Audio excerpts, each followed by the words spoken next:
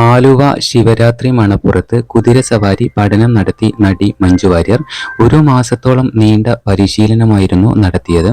Aluva Thottakattukara Alappad George Diaz ആണ് മഞ്ജുവിന് കുതിരസവാരിയിൽ പരിശീലനം നൽകിയത്.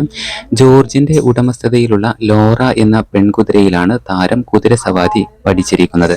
പുലർച്ചെ 5 മണിയോടെ മണപ്പുറത്ത് എത്തിയിരുന്ന മഞ്ജു എന്നും 2 മണിക്കൂറാണ് കുതിരസവാരി പരിശീലനം നടത്തിയത്.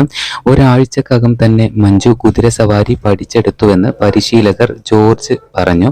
തുടർന്നുള്ള ദിവസങ്ങളിൽ ഒറ്റയ്ക്ക് സവാരി നടത്തി തുടങ്ങി. മണപ്പുറത്ത് തിരക്കാകുന്നതിന് മുമ്പ് നടി പഠനം കഴിഞ്ഞ് മടങ്ങും.